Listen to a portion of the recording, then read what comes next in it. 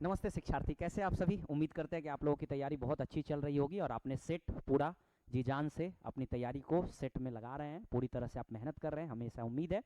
और ऊंची उड़ान वादा सफलता का आपको पूरी तरह से आपके लिए लगा हुआ है, पूरी तरह से सेट आपके लिए ला रही है, डिजाइन कर रही है, बेहतरीन तरीके से आप लोग उसका प्रैक्टिस भी कर रहे हैं। अभी तक हम लोग अगर बिहार पुलिस के और बिहार दरोगा का बात करेंगे तो लगभग 18 सेट जो है बिहार पुलिस का और 43 सेट जो है वह बिहार दरोगा का जो है वर्दी सीरीज के तहत कराया जा चुका है। तो चलिए शुरू करते हैं। आज हम आपके लिए 43 का जो है वह आपके लिए लेकर के आए हैं क्या, प्रैक्टिस सॉल्यूशन। जो प्रैक्टिस है, जो आपने दिया है सेट, उसका सॉल्यूशन लेकर के हम आपके सामने हाजिर हैं। तो चलिए क्वेश्चन शुरू करते हैं, बिना ज्यादा समय गंवाए आपके लिए हम आंसर लेकर के आए हैं। तो चलिए कहानी को जल्द ही शुरू करते हैं। और हमारा पहला कहानी आपको दिख रहा होगा। सबसे पहला क्वेश्चन आपके स्क्रीन पर ये रहा कि विश्व स्वास्थ्य दिवस 2025 कब मनाया गया। तो विश्व स्वास्थ्य दिवस 2025 7 अप्रैल को, ये 25 ही नहीं बल्कि हर साल जो है विश्व स्वास्थ्य दिवस जो है वह अप्रैल में मनाया जाता है। और ये कितने अप्रैल को, तो 7 अप्रैल को मनाया जाता है। तो आंसर क्या हो जाएगा, 7 अप्रैल हो जाएगा। क्या हो जाएगा, 7 अप्रैल। इस बार का थीम क्या था, तो स्वस्थ शुरुआत और आशापूर्ण भविष्य। स्वस्थ शुरुआत, याद रखिएगा, स्वस्थ शुरुआत और आशापूर्ण भविष्य जो है इस साल का क्या था, थीम था। 1950 से लगातार क्या कर रहा है, WHO के द्वारा जो है इसे मनाया जा रहा है। चलिए अगला क्वेश्चन शुरू करते हैं। निम्नलिखित में से कहां तीसरा लेवेंडर महोत्सव आयोजित किया गया। लेवेंडर आपको पता होगा एक प्लांट होता है जिससे खुशबूदार जो है वह बनाया जाता है। आप देखते होंगे परफ्यूम वगैरह उसमें भी या अन्य क्षेत्रों में खुशबूदार चीजों में इसका इस्तेमाल किया जाता है। तो इसको भद्रावह जम्मू कश्मीर में जो है इसको क्या किया गया, मनाया गया है। और इसी से लेकर के बैगनी क्रांति, अगर आप नाम शायद सुने होंगे, तो बैगनी क्रांति जो है वो इसी से संबंधित है। बैगनी क्रांति इसी से जो है वह संबंधित है। और यह जो है कहां पे, तो आपको पता होना चाहिए, जम्मू कश्मीर में। कितने तारीख को, तो 2 जून 2025 को जो है इसको मनाया गया था। नेक्स्ट क्वेश्चन बात करते हैं, अमित शाह ने राष्ट्रीय हल्दी बोर्ड का मुख्यालय कहां किया है। तो राष्ट्रीय हल्दी बोर्ड का मुख्यालय निजामाबाद तेलंगाना में जो है इसका शुरुआत किया है। अगर हम तारीख का बात करेंगे तो 29 जून 2025 को जो है यह शुरुआत किया गया है। याद करिएगा, अमित शाह जी के द्वारा। और साथ ही साथ उसमें उपस्थिति जो थी वह कोयला और खनन मंत्री क्या नाम है आपको, किशन रेड्डी वो भी थे। और संजय जो कुमार हैं जो कि गृह राज्य मंत्री हैं, वो भी इस मौके पर क्या थे, उपलब्ध थे। तो आंसर क्या आ जाएगा, निजामाबाद।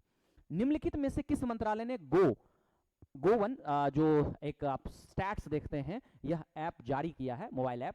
तो ये हो जाएगा वित्त मंत्रालय, गृह मंत्रालय, सांख्यिकी और कार्यान्वयन मंत्रालय। तो ये हो जाएगा सांख्यिकी और कार्यान्वयन मंत्रालय जो है, जो राव इंद्रजीत सिंह है, राव इंद्रजीत सिंह है ना, उन्होंने क्या किया है, ये ऐप जारी किया है। और ये ऐप का उद्देश्य ये है कि जो आम नागरिक हैं उन तक जीडीपी से संबंधित, मुद्रास्फीति से संबंधित, फिर उसके बाद जो पैसे का जो लेन देन, मतलब क्या बोलिए, एक तरह से रोजगार होता है वो, साथ ही साथ जो मुद्रास्फीति होता है उससे संबंधित आंकड़ा जो है आम नागरिकों तक पहुंचाया जा सके इस ऐप के माध्यम से। इसको 29 जून 2025 को जो है वह लाया गया।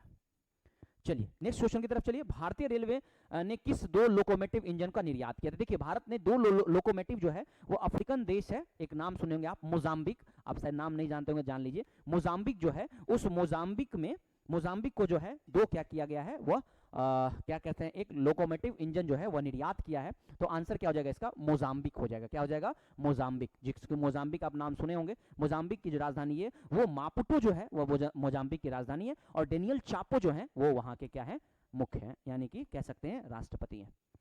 उसके बाद भारतीय सेना ने दिव्य दृष्टि अभ्यास कहां आयोजित किया। तो भारतीय सेना ने दिव्य दृष्टि जो आयोजन किया वो कहां किया। ऑप्शन है आपके पास राजस्थान, ऑप्शन है आपके पास सिक्किम, ऑप्शन है लद्दाख और पंजाब। आंसर हो जाएगा सिक्किम। सिक्किम में भारतीय जो सेना है उसने क्या किया है, दिव्य दृष्टि अभ्यास किया है। इसका उद्देश्य यह है कि एआई आधारित जो है वह युद्ध की तैयारी किया जा सके। एआई आधारित, जिसको कहते हैं आप आर्टिफिशियल इंटेलिजेंस, उसकी तैयारी की जा सके। ये पूर्वी सिक्किम में जो है इसकी तैयारी की गई है ताकि ऊंचाई वाले क्षेत्रों में भी, है ना, आप प्रॉपर जो है आप एआई का इस्तेमाल कर सके और उसके प्रति जागरूकता ला सके और नवाचार डेवलपमेंट की तरफ हम क्या कर सके, आगे बढ़ सके। इसीलिए सिक्किम में जो है इसकी शुरुआत की गई।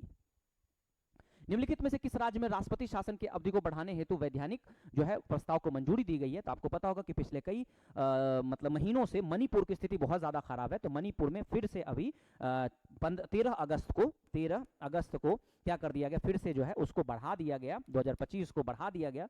क्योंकि ये लगभग आप कह सकते हैं कि 13 फरवरी से ही जो है वह चल रहा था। तो 6 महीने का राष्ट्रपति शासन होता है, फिर उसको 6 महीने और बढ़ा दिया गया है, यानी 13 फरवरी तक फिर जो है 13 फरवरी 2026 तक जो है राष्ट्रपति शासन क्या कर दिया गया, बढ़ा दिया गया, क्योंकि वहां पर अभी हिंसा का माहौल बना हुआ है, तनाव का पूर्ण स्थिति बना हुआ है। इसको ध्यान में रखते हुए किस राज्य सरकार ने अग्निवीरों को बाघ संरक्षण में शामिल करने का घोषणा किया? बाघ संरक्षण मतलब क्या कि बाघ को बचाने के लिए टाइगर रिजर्व में डायरेक्ट अग्निवीर के जो सेवा देने वाले हैं, जिन्होंने अपना 5 वर्षों तक सेवा 4 वर्षों तक सेवा दे दिया, उन्हें सीधा भर्ती किया जाएगा। ये पुष्कर सिंह धामी ने घोषणा किया, कहां पे? उत्तराखंड में। यानी पुष्कर सिंह धामी ने, और कौन से रिजर्व में? तो कार्बेट टाइगर रिजर्व, वो पहला घोषणा जो हुआ है वो कार्बेट टाइगर रिजर्व में जो है, यहीं पर ये सीधा भर्ती होगा। अग्निवीर में वो जिन्होंने 4 वर्षों तक अपना सेवा दिया है, उन्हें सीधा भर्ती कराया जाएगा।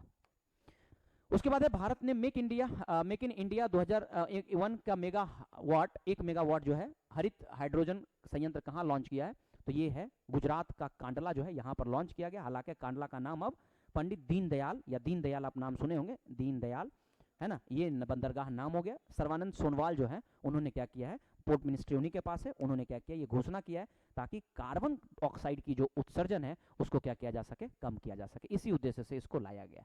हाल ही में वर्ल्ड आर्टिफिशियल इंटेलिजेंस कॉन्फ्रेंस 2025 कहां आयोजित कराया गया? देखिए, इसको लेकर के आपको कई आंकड़ा मिलेगा। वर्ल्ड आर्टिफिशियल इंटेलिजेंस बीजिंग में, टोक्यो में, संघाई में, नई दिल्ली में, मतलब पेरिस में भी कराया जा चुका है, संघाई में भी कराया जा चुका है। तो इसके हिसाब से आप संघाई आइएगा। संघाई की अगर बात करेंगे तो जुलाई में हुआ है, 26 से लेकर के 29 जुलाई। वहीं पेरिस में भी जो है आयोजन कराया गया था। निम्नलिखित में से किसे nano banana AI, photo editing tools, nano banana अभी एक एआई टूल्स लाया गया जो फोटोशॉप में खास करके यूज होगा, और ये गूगल की जो जेमिनी है, जेमिनी के साथ इसको मिला करके बनाना, नैनो बनाना को करके ये किया जाएगा। तो गूगल आप जानते होंगे, जिसके सीईओ जो है सुंदर पिचई हैं, इन्होंने क्या किया, ये एआई से फोटो को एडिट करने का प्रस्ताव लाया और ये ऐप लाया है, कौन सा? नैनो बनाना। निम्न में से किस राज्य में ओणम त्योहार 2025 मनाया गया? तो ओणम त्योहार जो मनाया गया वो केरल में मनाया गया है, और थोड़ा इसके बारे में जान लीजिए। ये एक फसल उत्पादन का एक प्रतीक माना जाता है, यानी उत्पादन अधिक होती है उसको खुशहाली के तौर पे मनाया जाता है।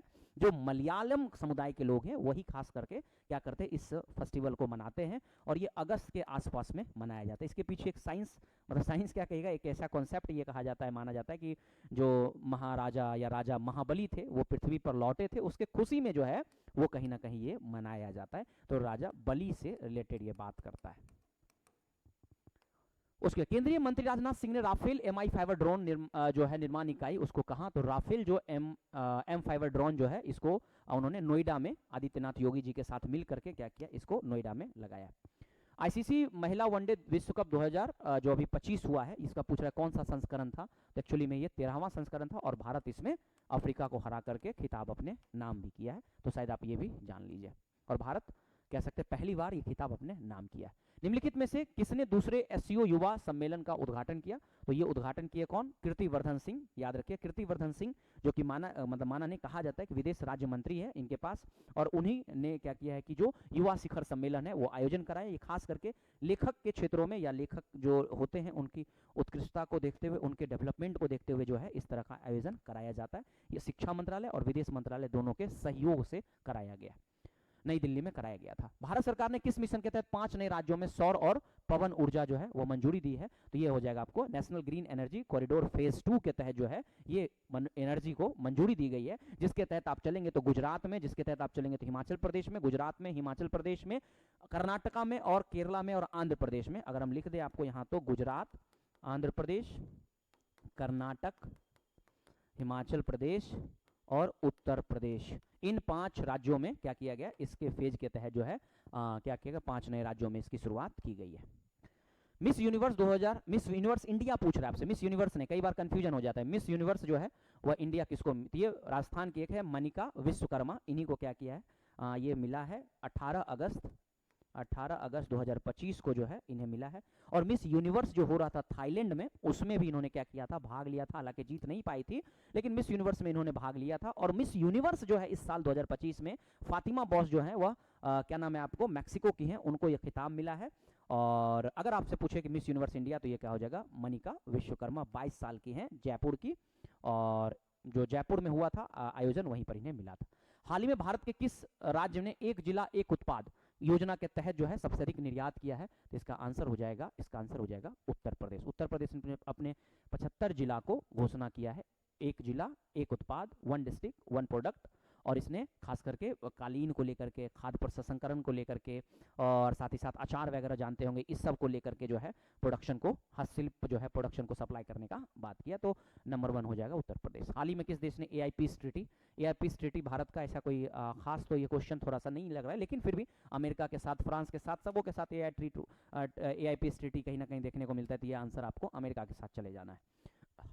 हाल ही में जारी ग्लोबल हंगर इंडेक्स 2025 में कौन सा रैंक रहा, तो भारत का जो है 102वां रैंक रहा, जो कि काफी खराब स्थिति माना जाता है। 28.5 जो है वह पॉइंट लाया है, और भारत 123 देशों में 102 स्थान पर है, जो कि कहीं ना कहीं बहुत मुश्किल है।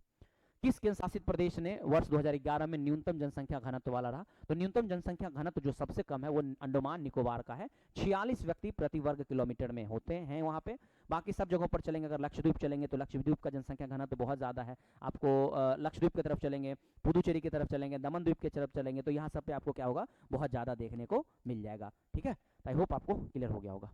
निम्नलिखित में से कौन सा एल नीनो का प्रभाव नहीं है, यानी एल नीनो आपको पता होगा एक गर्म हवा है, मतलब समुद्र की एक गर्म जलधारा है, जिसके आने से भारत में खास करके मानसून का प्रभाव कम हो जाता है, तो इसके कारण ये पेरू और इक्वाडोर के कोस्टल एरिया से निकलती है। तो आपसे सवाल पूछ रहा है कि कौन सा प्रभाव नहीं है, तो भैया मेरे ये पेरू और पेरू के तट पर जल के तापमान को कम कर देती है, तो ये आंसर हो जाएगा, क्योंकि ये पेरू इक्वाडोर के तट से गर्म जलधारा निकलती ही है। कौन सा बौना ग्रह 3.5 38.5 से 53 AU एस्ट्रोनॉमिकल यूनिट्स के बीच दूरी 310 वर्षों में सूर्य का परिक्रमा करता है, तो ये सूर्य का परिक्रमा करने वाला क्या है, यह मेकमिक है, जो कि बौना ग्रह है और लगभग इतना दूरी पर है, और यह 310 वर्षों में क्या करता है, ये तय करता है। विकिरण प्लेट बेल्ट जो है पृथ्वी के चारों ओर एक जो विकिरण बेल्ट है, जो कि चुंबकीय रूप से फंसे हुए अत्यधिक ऊर्जावान अवशोषित विशाल समूह है, ये क्या है, तो ये एक वैन एलन जो है, वैन एलन है, यही क्या है, एक ऊर्जावान अवशोषित कण है, जो कि चारों ओर घूम रहा है। फिर आपके पास सवाल है, निम्नलिखित में से कौन से 2 तिथियां विषुव के, जिसको यूनिनॉक्स कहते हैं, यूकिनॉक्स कहते हैं, तो ये हो जाएगा 21 मार्च और 23 सितंबर, यानी इस दिन जो है दिन प्लस रात जो है, या दोनों के दोनों बराबर होते हैं, इसलिए इसका आंसर हो जाएगा सी। नेक्स्ट क्वेश्चन की तरफ अगर हम आगे बढ़ेंगे, 1596 में किसने अपनी कृति जो थ्योरिस है, यानी जो थ्योरी दिया गया ज्योग्राफिकस में उल्लेख किया कि पृथ्वी महाद्वीप हमेशा अपने वर्तमान स्थिति में नहीं है, यानी कि पृथ्वी क्या हो रहा है कि जो महाद्वीप है वह चेंज हो रहा है, तो इसने दिया है किसने, तो अब्राहम ऑरियल्टिस ने यह सिद्धांत दिया है। निम्नलिखित बांधों में से उसे साथ सुमेलित करिए, बांध को क्या करना है, आपको सुमेलित करना है, तो बांध को सुमेलित आप ऐसा कर लीजिए, हीराकुंड जो है वो महानदी पर है, यानी 1 का 4, तो 1 का 4 देखिए आप यहां से बाहर कर लीजिए, तो ये 2 आंसर हो सकता है। फिर उसके बाद आप चलेंगे टिहरी, आप चलेंगे तो टिहरी जो है वो आपको कहाँ है, भागीरथी पर है, यानी डी का 5 ये हो गया। आप 2 को ही अगर आप लग रहा है आपको, बाकी अगर आप चलेंगे तो नागा अर्जुन आप जानते होंगे, नागा अर्जुन जो है वो किस पे, कृष्णा नदी पर है, सरदार सरोवर नर्मदा नदी पर है, और राणा प्रताप चंबल नदी पर है, तो आप आंसर जाएंगे तो ए आपका हो जाएगा। ऊपरी ब्रह्मपुत्रा में सबसे बड़ी सहायक नदी कौन सी है, जो तिब्बत के हिमालय से निकलते और अरुणाचल प्रदेश से होते हुए भारत में प्रवेश कर जाती है, तो ये हो जाएगा सुबनसिरी जो है, यह सबसे बड़ी जो है कह सकते हैं कि किसका, ब्रह्मपुत्रा का सबसे बड़ा सहायक नदी है, जिसकी अगर हम लंबाई का बात करें तो लगभग 442 किलोमीटर इसकी लंबाई है, जो कि ब्रह्मपुत्रा की सबसे बड़ी सहायक नदी है। इसी ब्रह्मपुत्रा को आने पर दिवांग देवांग आप नाम सुने होंगे, ये सब नामों से जाना जाता है। गोदावरी नदी के उस शाखा का नाम क्या है, जो पुदुचेरी और केंद्र शासित प्रदेश यमन अंतः क्षेत्र से बहते हुए बंगाल की खाड़ी में जाकर के मिलती है, तो इसका आंसर हो जाएगा कौन, जो गौतमी है, गौतमी, ये जाकर के उस शाखा का नाम है, जो पुदुचेरी केंद्र शासित प्रदेश, आपको पता होगा माहे है, कराकल है, यामन है ना, इसमें जाकर के ये बहती है, तो यह गौतमी हो जाएगा।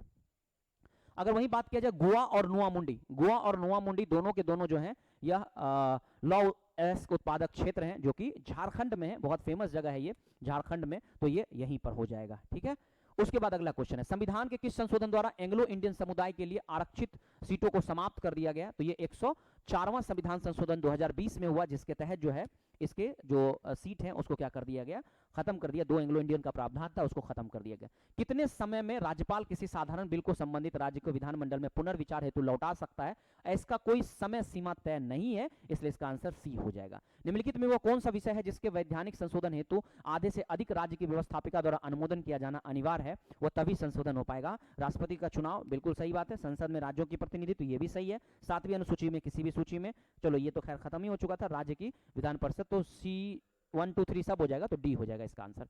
भारतीय संविधान के निम्न में से किस अनुसूची में दल बदल विरोधी अधिनियम लाया गया, तो दल बदल विरोधी जो अधिनियम है ये 10वीं अनुसूची में 52वां संविधान 1985 में 1985 में 52वां संविधान संशोधन हुआ, उसके तहत जो है 10वीं अनुसूची में क्या किया गया, इसे लाया गया है। आई होप आपका क्लियर हो पा रहा होगा पॉइंट। अगले क्वेश्चन की तरफ चलते हैं। डैश ने संवैधानिक उपचार को संवैधानिक का आत्मा कहा है, तो ये हो जाएगा क्या, डॉक्टर भीमराव अंबेडकर ने क्या कहा है, इसको आत्मा कहा है। अगले क्वेश्चन की तरफ चलते हैं। निम्नलिखित में से कौन सा अनुच्छेद कानून के समक्ष समानता का अधिकार और कानून के समान संरक्षण का बात करता है, तो अनुच्छेद 14 जो है वह बात करता है इसके समक्ष, यानी अनुच्छेद 14 हो जाएगा, अनुच्छेद 14 हो जाएगा। किस समिति ने मौलिक कर्तव्य का पालन न करने पर जुर्माना या सजा का प्रस्ताव रखा था, तो ये सवर्ण सिंह समिति हो जाएगा। सवर्ण सिंह समिति ने इस बात को एक्सेप्ट किया, ये साल 1976 में उन्होंने ये बात बताई थी। निम्नलिखित में से कौन सा समिति औद्योगिक लाइसेंसिंग नीति को जांच से जुड़ी हुई है, तो ये दत्त समिति जो है, दत्त समिति ये उससे जुड़ी हुई है। 1967 में दत्त समिति आई थी और उसने इस बात की घोषणा की थी। और अंतिम क्वेश्चन आपका, नहीं सॉरी 39वां नंबर क्वेश्चन है, राज्य विधानसभा के 2 सत्रों के बीच अधिकतम समय अंतराल 6 महीने से अधिक नहीं होनी चाहिए, तो आंसर हो जाएगा 6 महीना। और निम्नलिखित में से किस देश में लोकतंत्र को मंदिर कहा जाता है, मतलब किसे लोकतंत्र का, तो संसद को जो है वह लोकतंत्र का मंदिर कहा जाता है। तो आई होप आपका जितना भी ये क्वेश्चन था क्लियर हो गया। बाकी अगले वीडियो में फिर हम आपके साथ मिलते हैं, तब तक अपना ख्याल रखिए, पढ़ते रहिए, bye bye, take care, love you all. नमस्कार, रुचि उड़ान के इस प्लेटफॉर्म में आपका स्वागत है। और अभी तक हम लोगों ने बहुत सारी चीज़ों को देखा है, बहुत सारे एनालिसिस को किया है, और एक हमारा एक संबंध सा, एक रिलेशन सा बन गया है कि हम लोग एक वादा लिए चल रहे हैं, सफलता वादा का, और उस मुहिम में पूरी टीम जुड़ी हुई है। आप लोग क्वेश्चन बना रहे हैं, आप उसको एनालिसिस कर रहे हैं। अभी तक के जितने भी प्रश्न हैं वो आपको सुमित सर ने ऑलरेडी करा दिया है। आगे का जो प्रश्न है उससे हम आपसे अवगत होंगे और आगे के प्रश्न को हम आपके साथ करवाएंगे कि अर्थव्यवस्था का तात्पर्य क्या है। किसी देश की समस्त संपत्ति, करों की प्राप्ताई, देश की समस्त आर्थिक गतिविधियों का समन्वय या देश का बजट। तो हम बता दें कि हमारे आर्थिक, देश की समस्त आर्थिक गतिविधि, जिसमें वितरण भी आता है, जिसमें हम किसी चीज को बनाते हैं वो निर्माण भी आता है, इन सारे चीज को जुड़वाते हैं, उसके बाद हमारा बनता है क्या, देश की समस्त आर्थिक गतिविधियां मिला करके हम अर्थशास्त्र, हम इकोनॉमिक्स बनाते हैं। चाहे उसमें वो तीनों चीज को जोड़ा जाता है, हम लोग व्यय को भी जोड़ते हैं, हम लोग जो उत्पाद कर रहे हैं उनको जोड़ते हैं, हम लोग जो सेवा दे रहे हैं उनको जोड़ते हैं। इन सबको को जोड़ने के बाद हमारी अर्थव्यवस्था खड़ी होती है और अर्थव्यवस्था बनती है। तो इसलिए इसका राइट आंसर क्या होगा, सी नंबर इसका राइट आंसर होगा। भारत में राष्ट्र आय की गणना किसके द्वारा की जाती है, तो बता दें भारत में राष्ट्र आय की गणना ना ही नीति आयोग, ना ही वित्त आयोग, ना ही Reserve Bank of India. Reserve Bank of India क्यों करेगा, नीति आयोग क्यों करेगा, और ये कौन करते हैं, ये करते हैं एनएसओ, मतलब राष्ट्र सांख्यिकी कार्यालय। और ये आपको क्या देखने को मिलेगा कि ये हर एक चीज को मिला करके राष्ट्र आय गणना को निर्धारित किया जाता है। वह मिलवाते हैं ये लोग वह मिलवाते हैं, उत्पादन मिलाते हैं, उपभोग मिलाते हैं, ठीक है। उत्पादन, ध्यान रखिएगा, उत्पादन, आय और उपभोग, ये तीनों मिल करके फाइनली डिसाइड होता है। राष्ट्र आय की गणना तब की जाती है और वो करते हैं एनएसओ, राष्ट्र सांख्यिकी कार्यालय, ठीक है। तो इसका राइट आंसर क्या होगा, डी नंबर इसका राइट आंसर होगा।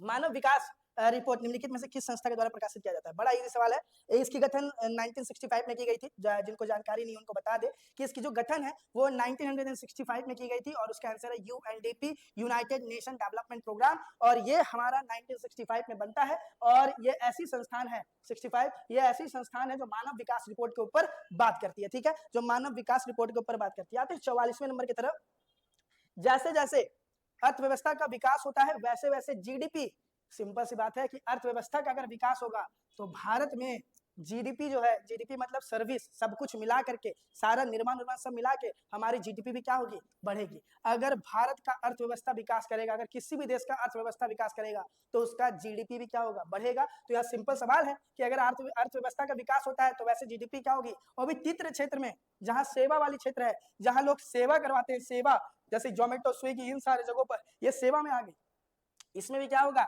इसमें भी स्कोप बढ़ेगा। तो जीडीपी क्या होगा, बढ़ेगा, जीडीपी इसमें बढ़ता हुआ नजर आएगा। मुद्रास्फीति का अर्थ है, क्या होता है, वस्तुओं पे सेवाओं, वस्तु और सेवाओं के मूल्य में वृद्धि। इन्फ्लेशन, इसको इन्फ्लेशन कभी भी पुकारते हैं, पता ही होगा इन्फ्लेशन, और हम लोग कोशिश करते हैं इन्फ्लेशन 4% के अंडर ही रहे, इन्फ्लेशन ज्यादा ना बढ़ जाए। और ये इन्फ्लेशन जो है हमको क्या देखने को मिलता है कि क्या वस्तुओं की मूल्य अगर बढ़ जाती है उसे मुद्रास्फीति कहते हैं, क्या मांग बढ़ जाती है उसे कहते हैं, क्या वस्तुओं और सेवाओं में सामान्य मूल्य से सतत वृद्धि होती है, लगातार वृद्धि हो रही है सामान के ऊपर, तो उसको क्या कहेंगे, उसको कहेंगे मुद्रास्फीति। तो इसका राइट आंसर क्या होगा, सी नंबर इसका राइट आंसर होगा, ठीक है, इसका राइट आंसर सी नंबर होगा, ध्यान रखना है। आगे बढ़ते हैं अगले सवाल की तरफ। 46वां नंबर, मुद्रा की दशमलव प्रणाली प्रचलित नया पैसा, मतलब क्या 100 का जो इकाई पैसा चल रहा है अभी, वो कब से लागू किया गया। तो बता दे कि पहले पैसा चलता था, पहले पाई चलता था, आप सुने होंगे ये सारा चीज की, पाई चल रहा है, आना चल रहा है, ये सब चीजें चलती थी, आना, पाई, ये सब कुछ चलता था। नए पैसा में जो दशमलव प्रणाली है, ये जो 1 पैसा में 100 रुपया होगा, इसकी शुरुआत कब से की गई है? तो इसकी शुरुआत 1 अप्रैल 1957 से की गई है। ध्यान रखना है, बहुत जरूरी सवाल है, लाइफ टाइम इंपॉर्टेंट सवाल है कि मुद्रा में जो दशमलव प्रणाली है वो कब से शुरू हुई? वो 1 अप्रैल 1957 से शुरू होते हुए हमें नजर आई है। अगर इन्फ्लेशन होता है भैया, अगर मुद्रास्फीति होती है, तो कर का दर क्या होगा? कर के दर में क्या करना चाहिए? आप भी कभी भी अगर सिस्टम में रहिएगा, आप प्रशासन में रहिएगा, आप लॉ मेकर रहिएगा, आप कानून बनाइएगा, तभी भी जब आपकी मुद्रास्फीति बढ़ेगी, जब कीमतें बढ़ेंगी, तो आपको कर भी क्या करना होगा? बढ़ाना होगा। तो ये क्या होगा? वृद्धि करना, ये वृद्धि करेगी, मुद्रास्फीति क्या होगी? वो हमारी वृद्धि करते हुए नजर आएगी। अगले सवाल की तरफ, बड़ा इजी सवाल। इजी सवाल क्यों? क्योंकि इसको हम लोगों ने लाखों बार किया है, अलग अलग एंगल से किया है, अलग अलग एंगल से किया है। हर बारी हम एक बात को बताते हैं कि ग्रामीण क्षेत्र और किसान के विकास हेतु किसानों को भी लोन मिलता है, किसानों को भी लोन दिया जा रहा है, किसान ये लोन लेने का काम करती है, और ये तकरीबन 1980 के दशक से हमें देखने को मिलता है, 1982 के आसपास से हमें देखने को मिलता है। और किसान क्रेडिट कार्ड केसीसी भी हमको यहीं पे देखने को मिला है। हम लोग पिछले सेट में भी बात किए थे, थोड़ा घुमाया हुआ सवाल है। कृषि और ग्रामीण विकास कार्य किसमें करता है? नाफेड करती है, ध्यान रखिएगा। 1982 में इसका स्थापना हुआ है, और ये स्थापना सिर्फ और सिर्फ एग्रीकल्चर, ग्रामीण क्षेत्र में कृषि को बढ़ावा देने के लिए ये सारा कुछ किया गया है। भारतीय लघु उद्योग विकास बैंक, मतलब क्या? सिबडी इसको कहते हैं, SIBDI, सिबडी। इसका फुल फॉर्म देखिए, स्मॉल इंडस्ट्रीज डेवलपमेंट बैंक, ठीक है। सिबडी के अंदर ये आता है, ध्यान रखिएगा, सिबडी के अंदर ये आता है। और ये लघु उद्योग सब पे भी बात करते हैं। ये कहाँ पर खुला है? इसका मुख्यालय कहाँ पर है? सिबडी के अंदर खुला गया था, जहाँ लघु उद्योग को प्रोत्साहन देने की बात की गई थी, और ये जो है हमारा लखनऊ में खुलता हुआ नजर आया है। गाजियाबाद मत कर दीजिएगा, लखनऊ इसका राइट आंसर होगा। सिबडी के अंतर्गत लघु उद्योग को बढ़ावा देने के लिए ये खोला गया है, तो इसको ध्यान में रखना है। वाणिज्य प्रपत्र निम्नलिखित में से किसके लिए साख का स्रोत है? तो वाणिज्य बैंक, तो वाणिज्य प्रपत्र तो वाणिज्य बैंक के लिए नहीं होगा, ये कॉर्पोरेट बैंक के लिए होगा, ये निगम बैंक के लिए होगा, ठीक है। तो वाणिज्य प्रपत्र जो है वो हमारा कॉर्पोरेट बैंक के लिए होगा, सॉरी, ठीक है, वो हमारा कॉर्पोरेट बैंक के लिए होगा। तो ध्यान रखना है, इसका आंसर क्या होगा? कॉर्पोरेट बैंक इसका राइट आंसर होगा। अगला सवाल जो इतिहास का है, और बहुत ही अच्छा सवाल भी है, थोड़ा सा दिमाग लगाना है इसमें। सचिव क्या करते थे? किसी भी जगह के सचिव, अब पेशवा, सामंत के बारे में बता दें। सामंत उन्हें कहा जाता था जो युद्ध में सेना प्रोवाइड कराते थे, ठीक है, जो सेना वेना देने का काम करेगा उनको बोला जाएगा। आमत्य जो राजस्व का काम करेगा, पूरा पूरा ध्यान रखिएगा, आमत्य पूरा राजस्व का काम करेगा, पूरा राजस्व का काम। सामंत जो है, युद्ध हो रहा है राजा का, तो युद्ध को घोड़ा पहुंचाना है, युद्ध में जाकर के राजा के लिए हाथी पहुंचाना है, वो सब काम सामंतों का होगा। अगर कल दिन सेना की भी जरूरत पड़ी तो सामंत ही लेकर के आएंगे। पेशवा एक तरह के प्रधानमंत्री जो राजा के जस्ट बगल में रहते हैं, जैसे छत्रपति शिवाजी के टाइम में हमें पेशवा का शब्द देखने को मिलता है। और सचिव जो होते थे वो पत्रचार संभालते थे। तो एक आ टू सचिव पत्रचार संभालते हैं। पेशवा जो है राजा के एकदम करीबी है, प्रधानमंत्री है। तो ए का 2 और बी का 1, ए का 2 बी का 1, सामंत जो है वो विदेश मंत्री हो जाएगा, क्योंकि ये सेना वोना पहुंचा रहा है और ये राजस्व संभाल रहे हैं, इसलिए क्या होंगे? वित्त मंत्री होंगे। तो ए का 2 बी का 1 सी का 4 डी का 3, आंसर क्या हो जाएगा? ए नंबर इसका राइट आंसर हो जाएगा। बड़ा इजी सवाल था, बड़ा इजी सवाल था, इसको थोड़ा सा दिमाग लगा करके बताना है, बाकी आप कॉपी में लिख लीजिएगा। सचिव जो पत्राचार संभालते हैं, पेशवा राजा के सबसे करीबी, मतलब कि प्रधानमंत्री। सामंत जब युद्ध के समय में कभी भी आपदा आ जाए तो राजा को सारा हथियार, सारी सेना प्रोवाइड कराएगी, सारी सेना उन तक पहुंचाएगी। और आमत्य वैसे लोग होंगे जो कर व्यवस्था को संभालेंगे। तो इसका ए नंबर आंसर हो जाएगा। स्वराजी आंदोलन के संस्थापक कौन है? तो बता दे, बहुत लोग दूध मियां भी मार दिए हैं, ठीक है, लेकिन नहीं होगा। होगा क्या बता रहे हैं? इसका आंसर होगा हाजी सिरायतुल्लाह। और इनके मरने के बाद दीदू मियां ने इनको संभाला था, इनको आगे बढ़ाया था, और ये इस्लाम को एक पुनर्गठन करने का काम कर रहे थे। तो फराजी आंदोलन की जो शुरुआत है, संस्थापक है, वो हाजी शरीयतुल्लाह के द्वारा किया गया, ये याद रखना है। उसके बाद आगे चल करके भले इसको संभाले हैं दीदू मियां, लेकिन सवाल है संस्थापक कौन है, इसीलिए। आते हैं निम्नलिखित में से चेर वंश की राजधानी क्या है?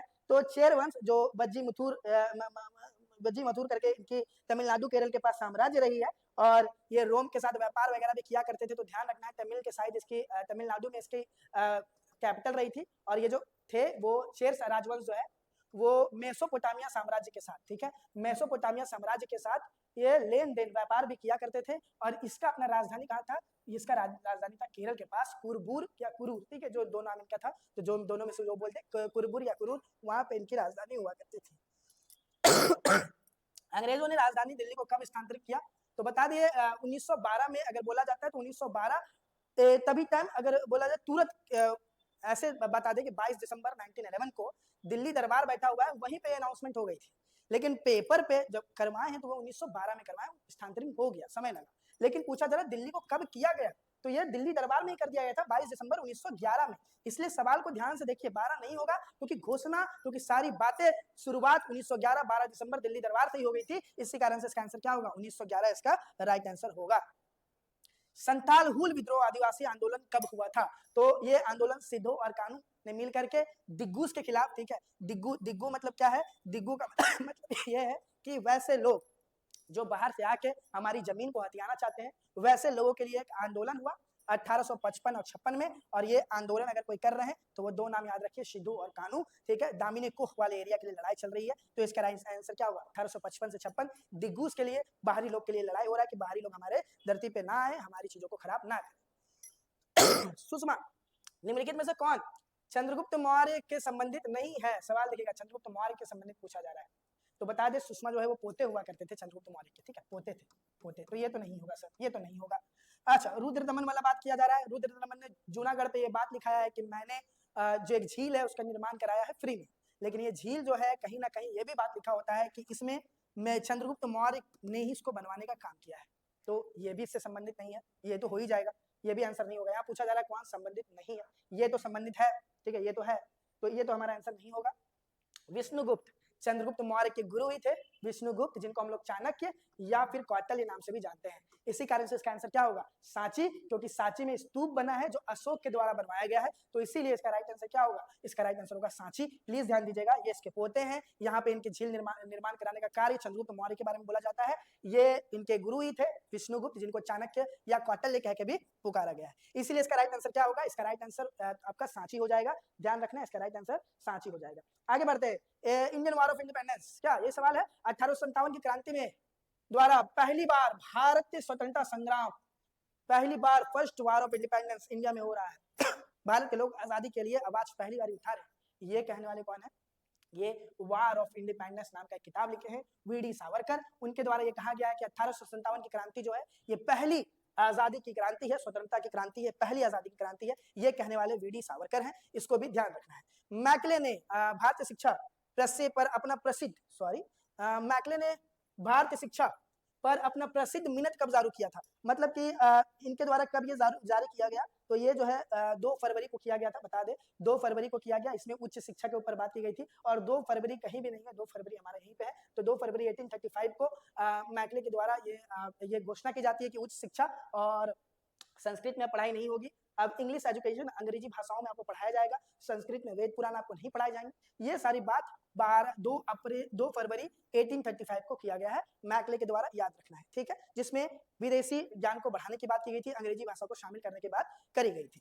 निम्नलिखित में से कौन राज्य लॉर्ड डलहौजी के हड़प नीति के अंतर्गत नहीं आया? तो सिर्फ एक है, बता दें, नागपुर भी जो सम्मिलित हो चुका है, उदयपुर भी हो चुका है, सतारा भी हो चुका है। ये तीनों राज्य हड़प नीति जो कि 1848 से लेकर के 56 के बीच में डलहौजी के द्वारा, डलहौजी का कार्यकाल है, याद रखिएगा, 48 से लेकर के 56 के बीच में इन सारे लोगों को मिला लिया गया है, ठीक है, जिसमें सतारा 1848 नहीं मिल चुका था, लेकिन अवध नहीं मिल पाया। रीजन क्या है, अवध इसलिए नहीं मिला है क्योंकि अवध में कुप्रशासन बोल के यहाँ के राजा को हटाया गया है। नवाब वजीद अली शाह, ठीक है, उसके बाद कमान संभाल रहे, उनको निकाल दिया गया। उसके बाद उनके बेटे आए ब्रिजेश कादर, जिन्होंने अपने पिताजी के जाने के बाद इस शासन को संभाल लिया है। तो ध्यान रखिएगा, अवध पर भारत, अंग्रेज जो है वो अवध राज्य पर हड़प नीति के तहत नहीं मिलवाए थे इस जगह को, ये कुप्रशासन बोल के लिए थे इस जगह को, और इनका कहना था कि ये जो है हमारे नवाब वजीद अली शाह ये सही से प्रशासन नहीं संभाल पा रहे हैं, इस कारण से। एक 7 नंबर की तरफ बढ़ रहे हैं, सिंधु घाटी सभ्यता में मेहरगढ़ पुरातत्व पुरा स्थल में किस प्रकार के घर का अवशेष मिला है, तो वहां जितने भी हमें अवशेष मिले हैं बता दे। एक तो हमें गढ़ भी देखने को मिलता है, निचला शहर भी देखने को मिलता है, जिसको हम लोगों ने पिछले ही सेट में बात करा था। तो इसका राइट आंसर क्या होगा, इसका राइट आंसर होगा हमारा वर्गाकार, आयताकार, ठीक है, यही हमें 2 देखने को मिला, या तो वर्गाकार है या तो आयताकार है, ठीक है, तो यही 2 घर हमें देखने को मिलते हैं, वर्गाकार या फिर आयताकार। अगले सवाल की तरफ, निम्नलिखित में से कौन सी अधिनियम 3 सूचियों के आधार पर केंद्र और बीच के बीच में विभाजन करती है, केंद्र और इकाई के बीच में विभाजन करती है? आज के समय में आपको पता है, एक केंद्र सूची, एक राज्य सूची, एक हमारा समवर्ती सूची, ये 3 चीज हमें देखने को मिलता है। केंद्र के पास तभी टाइम 59 था और इनके पास 54 और बचा 39 जो है वो समवर्ती सूची में आता था। और इसकी जो शुरुआत है ये जो 3 इकाई में जो बांटा गया है ये 1935 का अधिनियम में बांटा गया। और एक बात ये भी बता दें कि हमारे संविधान के बहुत सारे भागों को 1935 से लिया गया है और आरबीआई का भी गठन 1935 अधिनियम 1 अप्रैल को ही किया गया है। ठीक है, तो 1935 अधिनियम याद रखना है क्योंकि हमारे जो संविधान है उसमें भी कहीं ना कहीं 1935 का बहुत अहम भूमिका है और जो हमारी आरबीआई का जो गठन है वो भी 1935 के एक्ट से बनता है। तो केंद्र सूची और हमारा राज्य सूची और समवर्ती सूची जो है वो 1935 के ही अधिनियम से हमें देखने को मिलता है। जनरल डायर की कमान में भारत में कौन सा कानून लागू किया गया था? जनरल ओ डायर आपको पता ही होगा 13 अप्रैल का दिन जिसको हम लोग काला दिन कहकर पुकारते हैं और इस समय जलियांवाला बाग घटना घटा था और कारण ये था कि यहाँ पर मार्शल लॉ आ चुका था। मार्शल लॉ के बारे में बता दें अनुच्छेद 35 जिसके तहत कोई भी इंसान जो है वो फील्ड के अंदर इंटर नहीं कर सकता या फिर एक जगह पे सम्मिलित नहीं हो सकता है। ये कर्फ्यू के जैसा होता है जहां पर अभी भी भारत में अलग अलग इलाकों पे कर्फ्यू लगती है तो आपको ये देखने को मिलता होगा कि एक जगह आप एकत्रित नहीं हो सकते हैं, समूह बना करके आप नहीं रह सकते हैं। वैसे ही हमें जनरल डायर के द्वारा लगाया हुआ एक बड़ा सा एक्ट दिखता है जिसका नाम है मार्शल लॉ और इस मार्शल लॉ के तहत पूरी पावर सेना के पास चली जाती है, पूरा जो बल है वो सेना के पास चले जाता है और सेना कुछ भी कर सकती है अगर आप इन कानून को तोड़ते हैं तो, अगर आप एक जगह सम्मिलित होते हैं तो याद ही होगा आपको जलियांवाला बाग घटना जिससे भारत आज तक नहीं भूल पाया है। निम्नलिखित स्वतंत्रता सेनानी में से किसने भारत छोड़ो आंदोलन के दौरान मुंबई ग्वालियर टैंक में ध्वज फहराया था? तो बता दे कहानी कि 8 अगस्त 1942 को गांधी जी ने ग्वालियर टैंक, यही ग्वालियर टैंक मुंबई में, ये खड़े होकर के घोषणा किए थे कि करो या मरो और भारत छोड़ो आंदोलन की घोषणा हुआ था। लेकिन 9 अगस्त, भैया प्लीज नहीं भूलिएगा, 9 अगस्त 1942 को यहीं से एक अलग भाषण चलता है और एक झंडा लगाया जाता है। झंडा पहली बारी ग्वालियर टैंक में भारत का लहरता है और ब्रिटिश के खिलाफ हम लोग आवाज उठाते हैं और ये करने वाले अरुणा अशरफ अली हैं। डेट याद रखना है 9 अगस्त 1942 और 8 अगस्त को गांधी जी ने करो या मरो का नारा लगाया और भारत छोड़ो आंदोलन की शुरुआत की थी। निम्नलिखित व्यक्तियों में से कौन चटगांव शस्त्रागार छापे से जुड़ा हुआ है?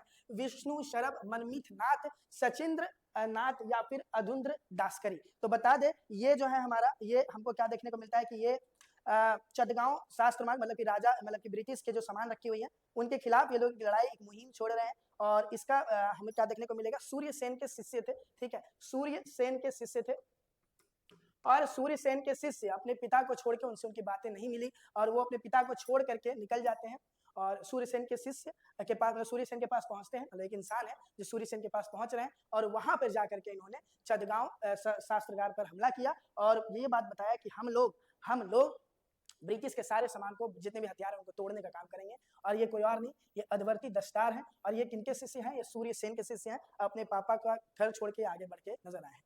स्वतंत्रता सेनानी वीर सुरेंद्र साई कहाँ के थे? तो ये उड़ीसा के हैं, ध्यान रखना है, ये उड़ीसा के हैं। राष्ट्रवादी, और राष्ट्रवादी के साथ साथ इनको भी ब्रिटिश पकड़ के इनको मार देती है। इनका भी शासनकाल हमें देखने को, इनका भी जो जीवन है वो 1809 से लेकर के 1884 तक देखने को मिलता है और 1884 में ब्रिटिश इनको मार देती है। लेकिन ये राष्ट्रवाद के बहुत बड़े नेता हैं। तो ये कहाँ से बिलोंग करते हैं? ये हमारे बिलोंग करते हैं। ये कहाँ से संबंधित है? ये उड़ीसा से संबंधित है। पटना कॉलेज का निर्माण कब हुआ? पटना कॉलेज बता दें कि पटना कॉलेज, जिनको ये भी कहा जाता है कि ये एशिया का ऑक्सफोर्ड है। ठीक है, यहाँ पर सारे लोग आए हैं और पढ़ के कुछ ना कुछ ज्ञान लेकर के गए हैं। तो इसकी जो स्थापना है 1863 में कर दी गई है, 9 जनवरी को। ठीक है, तो डेट भी आपको याद रखना है, 9 जनवरी 1863 इसका राइट आंसर होगा। अगले सवाल की तरफ, बिहार में निम्नलिखित राज्यों में से किसने अधिकतम क्षेत्रफल से अधिक सघन वन मिलेगा? कहाँ पर आपको बहुत ज्यादा वन देखने के लिए मिलेगा? तो हमें जो ये वन है वो सिर्फ और सिर्फ बहुत जगह पे, गया में देखने को मिलता है, नालंदा में देखने को मिलता है, जमुई में भी देखने को मिलता है। ठीक है, तो नालंदा, इन सारे जगह पे हमें देखने को मिलता है, जमुई में भी देखने को मिलता है, तो इन सारे जगह पे देखने को मिलता है। लेकिन इसका राइट आंसर क्या होगा? अभी इसका राइट आंसर अभी होगा हमारा गोपालगंज। लेकिन याद रखना है जमुई में भी हमें देखने को मिलता है। बिहार में निम्नलिखित में से कौन सा जिला स्वर्ण खजीनों का उत्पादन कहा जाता है? जहाँ पे सोना बहुत ज्यादा है, ये जमुई को कहा जाता है। ध्यान रखना है, जमुई को कहा जाता है। 69 नंबर, एक्समोन मिशन 4 के पायलट के रूप में किसे चुना गया है? तो ये जो है हमारे किसके चुने हुए नजर आते हैं? ये जो है हमारे शुभांशु शुक्ला को चुना गया है और शुभांशु शुक्ला ही जाएंगे अब हमारे अगले जाकर के एक्सिस मिशन में पायलट का रूप धारण करेंगे। तो हमारे आंसर क्या होंगे? राइट आंसर क्या होगा? शुभांशु शुक्ला। इसके आगे का जो सवाल है, मुजफ्फरपुर के जिलों में जैव विज्ञान, नई दवाएं, ये सब आपको अपनी नजर किसमें आएगा? इंग्लिश के साइंस की क्लास में, और साइंस की क्लास में सर इसको आपको आगे लेकर के चलेंगे। ठीक है, मुझे पुराने की बता ही देते हैं, मान लीजिए वो अगर नहीं बता दे तो बता दे कि जीव विज्ञान के निमोनिया में नई दवाइयां खोज जिसका प्रकाशन इंटरनेशनल जर्नल में हुआ है, तो ये डॉक्टर आदित्य सेकर के द्वारा कराया गया है। आगे का सवाल आपको मनोज सर अपने साथ लेकर के चलेंगे, जिसमें साइंस और इन सारे क्वेश्चन को आपको डील किया जाएगा मेरे साथ। धन्यवाद। जय हिंद, नमस्कार, स्वागत है आप सभी का ऊंची उड़ान के सफलता सीरीज में। तो आज हम बात करेंगे बिहार एसआई सेट का 40 नंबर 3 के बारे में, जिसमें अभी कवर करने वाले हैं हम लोग साइंस और मैथमेटिक्स। तो चलिए शुरू करते हैं आज का अपना वीडियो। हमारा पहला क्वेश्चन है, पूर्ण आंतरिक परावर्तन होता है जब प्रकाश जाता है। जब प्रकाश, टोटल इंटरनल रिफ्लेक्शन कब होता है? तो जब प्रकाश क्या होता है? तो सघन माध्यम से विरल माध्यम की तरफ जाता है। सघन माध्यम से क्या होता है? सघन माध्यम से विरल माध्यम की तरफ जब प्रकाश जाता है तो क्या होता है? पूर्ण आंतरिक परावर्तन होता है। तो इसके अनुसार केवल एक ए सही है। ए, हीरा सबसे ज़्यादा सघन होता है, इसका घनत्व सबसे ज़्यादा होता है, और कांच का कम होता है। तो हीरे से जब कांच में प्रकाश का एक तरह से परावर्तन होगा तो हम उसे क्या कहेंगे? पूर्ण आंतरिक परावर्तन कहेंगे। वायु से जल में नहीं हो सकता क्योंकि जल ज़्यादा सघन है। वैसे ही जल से कांच में नहीं हो सकता क्योंकि कांच ज़्यादा सघन है। वायु से कांच में नहीं हो सकता क्योंकि वायु के मुकाबला कांच ज़्यादा सघन है। और केवल हीरा से कांच में हो सकता है क्योंकि हीरा ज़्यादा सघन है और कांच कम सघन है। इसे वैसे ही समझ सकते हैं, जैसे किसी वस्तु का टेम्परेचर बहुत अधिक है तो कभी उसमें से ताप किधर प्रवाहित होगा? तो जिसमें ताप कम होगा, ठीक है, जिसमें ताप कम होगा। तो सेम वैसे ही है ये भी। चलिए आगे देख लेते हैं। हमारा नेक्स्ट क्वेश्चन हो जाता है, आंख की रेटिना की परंपरागत कैमरे के निम्नलिखित में से किस भाग से तुलना की जाती है? जो परंपरागत कैमरा होता है, ठीक है, तो हमारे शरीर के आंख के किस भाग से उसकी तुलना की जाती है? तो कह सकते हैं फिल्म, जो कैमरे का फिल्म होता है उसी से तुलना की जाती है। कैमरे का परंपरागत कैमरे की तुलना किससे की जाती है? तो फिल्म से। अगर बात करें लेंस की तुलना किससे की जाती है? तो जो हमारे आंख का लेंस होता है, आंख का लेंस, उससे की जाती है। शटर की तुलना किससे की जाती है? तो पलक जो हमारे होते हैं, पलके होते हैं, उससे तुलना उसकी की जाती है। ठीक है, तो ये कैमरे का तुलना किससे की जाती है? तो फिल्म से। और आंख के लेंस का, हालांकि उसके लेंस से, कैमरे के लेंस से, और कैमरे का जो शटर होता है उससे पलकों का हालांकि तुलना किया जाता है। अब देख लेते हैं, किसी चालक के सिरों के बीच विभवांतर उसमें बहने वाली धारा के समानुपाती है। ये किसका नियम है? तो किसी चालक के सिरों के बीच विभवांतर उसमें बहने वाली धारा के समानुपाती होती है। ये हो जाता है ओम का नियम। ठीक है, ओम के नियम से ये संबंधित है। अगर बात करें कूलम्ब का नियम क्या कहता है? दो आवेशों के बीच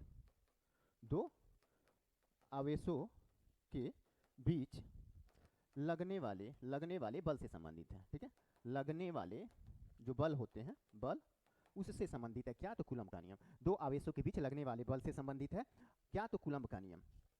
ये जूल का नियम किससे संबंधित है? विद्युत धारा में उत्पन्न ऊष्मा जो होती है, विद्युत धारा में उत्पन्न जो ऊष्मा होती है उससे संबंधित है। अगर बात कर लें फैराडे का नियम, तो फैराडे का नाम किससे जुड़ा हुआ? तो विद्युत चुंबकीय प्रभाव से फैराडे का नियम संबंधित है। इतना आप लोग को याद रहना चाहिए। ओके, इतना याद होना चाहिए। चलिए आगे देख लेते हैं हम लोग। विभिन्न विद्युत सुरक्षा उपकरणों में से कौन सा विद्युत धारा के ऊष्मा प्रभाव पर आधारित है? तो जो फ्यूज होता है, वो विद्युत धारा के ऊष्मीय प्रभाव पे ही कार्य करता है। अब अक्सर क्या होता है कि जब उसमें विद्युत धारा कुछ अधिक मात्रा में प्रवाहित होने लगती है तो विद्युत धारा का जो सर्किट होता है वो कट हो जाता है। तो इसका मुख्य कारण यही है, इसीलिए तो फ्यूज लगाए जाते हैं, ताकि हमारे घर में आवश्यकता से अधिक यदि अचानक बिजली का आपूर्ति होने लगे तो जो फ्यूज है उसके तार गल जाएं। ठीक है, तो इसीलिए इसका उपयोग किया जाता है। फिर नेक्स्ट क्वेश्चन हम लोग देख लेते हैं। नेक्स्ट क्वेश्चन हमारा हो जाता है क्या? तो ये हो जाता है 75। ये क्या कह रहा है? एक बाह्य निकाय है जो किसी पिंड की विराम अवस्था या एक समान गति को बदलने के लिए लगाई जाती है। तो ये क्या लगाया जाएगा? देखिए, कोई वस्तु विरामावस्था में, अब इसको यहाँ से थोड़ा ढकेलने के लिए क्या लगाया जाएगा? तो बल लगाया जाएगा। या कोई वस्तु एक समान गति से चल रही है, एक समान गति से, अब इस गति को बदलने के लिए या तो स्लो करेंगे या तो तेज करेंगे, तो उसके लिए भी बल का प्रयोग यहाँ पे करना पड़ेगा। तो हमारा सही आंसर क्या हो जाएगा? डी हो जाता है। ठीक, डी हो जाता है। ऊर्जा, बल प्रयोग करने के लिए हमारे अंदर ऊर्जा की आवश्यकता होती है और लगभग शक्ति और ऊर्जा एक ही समान होती है। अब देख लेते हैं 1906 में गैसों द्वारा बिजली के संचालन पर उसके सैद्धांतिक और प्रायोगिक जांच के महान कार्य की पहचान के लिए नोबेल पुरस्कार किसे मिला हुआ था? देखिए 1897 में क्या था? रदरफोर्ड ने, जे थॉमसन ने इलेक्ट्रॉन की खोज की थी। इलेक्ट्रॉन की खोज 1897 में किसने किया था? 1897 में इलेक्ट्रॉन की खोज जे थॉमसन ने किया था, और इसी से संबंधित है ये जो नियम है गैसों द्वारा बिजली के संचालन पर, इसी के तहत इन्होंने कार्य किया था और इन्हें 1906 में उसके लिए नोबेल पुरस्कार मिला हुआ था। ठीक है, नोबेल पुरस्कार दिया गया था। अब आगे की बात कर लेते हैं। तो निम्नलिखित में से कौन सा अल्फा कण को दर्शाता है? तो अल्फा कण में क्या होता है? तो अल्फा कण में दो प्रोटॉन होते हैं। ठीक है, 2 प्रोटॉन प्लस 2 न्यूट्रॉन होते हैं। 2 प्रोटॉन और 2 न्यूट्रॉन होते हैं। और आपको पता होगा कि द्रव्यमान जो होता है ना, द्रव्यमान किसी भी तत्व का वो क्या होता है, प्रोटॉन और न्यूट्रॉनों की संख्या को हम लोग द्रव्यमान कहते हैं। इसमें प्रोटॉन प्लस न्यूट्रॉन दोनों शामिल होते हैं, दोनों शामिल होते हैं, तब जाके द्रव्यमान होता है। ओके, अब यहाँ पे आपको अगर गौर कीजिएगा, यहाँ पे क्या दिया हुआ ऑप्शन में, तो द्रव्यमान ऊपर रहता है कभी भी और प्रोटॉन नीचे रहता है। तो प्रोटॉनों की संख्या तो है ही 2 और ऊपर क्या है, तो द्रव्यमान 4 है, यानी 2 प्रोटॉन और 2 न्यूट्रॉन दोनों मिलके क्या बनाते हैं, द्रव्यमान बनाते हैं। तो ये हमारा सही ऑप्शन हो जाता है डी, सही ऑप्शन डी हो जाता है। फिर बात कर लें प्रकाश के वर्णक्रम की व्याख्या सबसे पहले डॉट डॉट ने की थी। तो प्रकाश के वर्णक्रम की व्याख्या सबसे पहले किसने किया था, तो ये आइजैक न्यूटन ने ही लगभग 1665 ईस्वी में कर दिया था। 1665 ईस्वी में इन्होंने कर डाला था। इन्होंने क्या किया था कि एक प्रिज्म से श्वेत प्रकाश को गुजार कर इन्होंने इसे 7 रंगों में डिवाइड किया हुआ था। ठीक है, 7 रंगों में डिवाइड किया हुआ था। प्रिज्म से गुजार कर सफेद प्रकाश को 7 रंगों में डिवाइड किया गया था। इसी को यहाँ पे पूछ रहा है, प्रकाश के वर्णक्रम की व्याख्या। ये कब किए थे न्यूटन, 1665 में। और बात कर लें नील्स बोर किससे संबंधित है, तो परमाणु संरचना। इन्होंने नील्स बोर ने परमाणु संरचना का सिद्धांत दिया था। आइजैक न्यूटन ने हालांकि इससे तो संबंधित नहीं है, इसके अलावा गति से संबंधित हैं, गुरुत्वाकर्षण से संबंधित हैं। ओके, अल्बर्ट आइंस्टीन, सापेक्षता का सिद्धांत इनसे जुड़ा हुआ है, सापेक्षता का सिद्धांत इनसे जुड़ा हुआ है। गैलीलियो किससे जुड़े हुए, तो दूरबीन की खोज के लिए गैलीलियो को जाना जाता है। अब देख लेते हैं वर्ष 1897 में इलेक्ट्रॉन की खोज किसने की थी। तो इलेक्ट्रॉन की खोज, यहाँ ध्यान दीजिएगा, इलेक्ट्रॉन की खोज तो जे थॉमसन ने किया था। और अभी उपरोक्त हम लोग जो क्वेश्चन पढ़े हैं, ठीक है, वो इसी से संबंधित था। इलेक्ट्रॉन की खोज 1897 में इनके द्वारा की गई थी। अगर बात कर लें एडिसन का, थॉमस अल्वा एडिसन, इन्होंने क्या खोज किया था, तो बल्ब का। ये हम लोग जब छोटे छोटे थे तब ये हम लोग को पढ़ा दिया गया था कि बल्ब की खोज थॉमस अल्वा एडिसन ने की थी। और न्यूटन का तो कई चीज़ों में अभी बताया कि गति के नियम, गुरुत्वाकर्षण के नियम। निकोलस टेस्ला, ये हालांकि विद्युत इंजन वगैरह से संबंधित है। अगर बात कर ले रेडियो सक्रियता की परिघटना की खोज किसने की थी, तो रेडियो सक्रियता, यहाँ पे रेडियो सक्रियता की खोज के लिए क्या हुआ था, तो 1903 में मैरी क्यूरी और उनके पति पियरे क्यूरी और हेनरी बेकरल को क्या मिला था, तो नोबेल पुरस्कार मिला था। नोबेल पुरस्कार संयुक्त रूप से, नोबेल पुरस्कार कभी भी देखिएगा साइंस के क्षेत्र में ज़्यादातर संयुक्त रूप से, यानी 3 व्यक्तियों को पुरस्कार एक साथ दिया जाता है, चाहे भौतिकी का हो, रसायन का हो या मेडिसिन का हो, इन सब में संयुक्त रूप से ही ज़्यादातर पुरस्कार दिए जाते हैं। तो ऐसे ही 1930 में नोबेल पुरस्कार दिया गया था 3 लोगों को, मैरी क्यूरी, और मैरी क्यूरी के ये पति हो जाते हैं पियरे क्यूरी, इनको, और हेनरी बेकरल को। वो किस लिए दिया गया था, तो इन तीनों ने मिल के रेडियो सक्रियता पे कार्य किया था। रेडियो सक्रियता पे तीनों लोग मिलकर कार्य किए थे। लेकिन खोज की बात होती है तो खोज में हेनरी बेकरल का नाम आता है, हेनरी बेकरल का नाम आता है, क्योंकि इन्होंने ही खोजा था। इन्होंने साथ मिलके इस पे शोध कार्य वगैरह किया था। ठीक है, तो ध्यान रखिएगा, खोज की बात आए तो हेनरी बेकरल ने रेडियो सक्रियता की खोज की। लेकिन रेडियो सक्रियता की खोज के लिए 1903 में संयुक्त रूप से 3 लोगों को पुरस्कार मिला था, मैरी क्यूरी, पियरे क्यूरी और हेनरी बेकरल को। ओके, अब एक बात और ध्यान रखना है आप लोग को यहाँ पे कि जो मैरी क्यूरी हैं, मैरी क्यूरी पियरे क्यूरी के, हालांकि पियरे क्यूरी के हस्बैंड मैरी क्यूरी को, ये हालांकि फिजिक्स में तो पुरस्कार मिला ही है उनको, भौतिकी में पुरस्कार तो मिला रेडियो सक्रियता की पे कार्य करने के लिए, लेकिन इन्हें रसायन के क्षेत्र में भी पुरस्कार मिला हुआ है, नोबेल पुरस्कार। रसायन के क्षेत्र में भी नोबेल पुरस्कार मिला हुआ है। कब मिला हुआ है, तो 1911 में। तो ये ऐसी व्यक्ति हैं जिनको 2 बार नोबेल पुरस्कार मिला है, वो भी अलग अलग क्षेत्र में। पहले भौतिकी के क्षेत्र में 1903 में, उसके बाद 1906 में किसमें, तो रसायन के क्षेत्र में इनको मिला हुआ था, पोलोनियम वगैरह की खोज करने के लिए। अब बात कर लें कार्बन डेटिंग, निम्न की आयु निर्धारित हेतु प्रयुक्त होता है। कार्बन डेटिंग, यहाँ पे कार्बन डेटिंग जो होता है वो जो जैविक पदार्थ होते हैं उनकी आयु निर्धारित करने के लिए हालांकि कार्बन 14 का प्रयोग होता है। कार्बन डेटिंग यानी C14 का प्रयोग होता है जैविक वस्तुओं के लिए। ये अधिकतम 50 से 60 हज़ार साल पुरानी वस्तुओं की आयु का पता लगा सकता है। 50 हज़ार साल मान के चलिए, 50,000 साल पुरानी किसी वस्तु की आयु का पता लगाना हो, वो खास करके जैविक वस्तु का, तो उसके लिए हम लोग क्या करेंगे, कार्बन डेटिंग का प्रयोग करेंगे। तो जैविक वस्तु में क्या क्या आ जाते हैं, जीवाश्म आ जाएगा, फॉसिल्स वगैरह, हड्डी वगैरह आ जाएगी, ये सब आ जाएगा। ठीक है, या पेड़ पौधे, पुराने लकड़ियाँ जो होंगी, पेड़ पौधे होंगे, तो उनकी आयु का पता लगाने के लिए, तो ये सब जीवाश्म वस्तुएं हो गए हैं। ठीक है, तो हमारा सही ऑप्शन क्या हो जाएगा, ए हो जाएगा। कार्बन डेटिंग का प्रयोग किसकी आयु का पता लगाने के लिए किया जाता है, तो जीवाश्म का। लेकिन एक होता है यूरेनियम डेटिंग, यूरेनियम डेटिंग किसकी पता लगाता है, यूरेनियम डेटिंग से क्या पता लगाया जाता है, तो अकार्बनिक वस्तुओं का, अकार्बनिक जो पदार्थ होते हैं इनकी आयु का पता लगाया जाता है किससे, तो यूरेनियम डेटिंग से। जैसे कि चट्टान हो जाते हैं, चट्टान अकार्बनिक पदार्थ वगैरह हैं।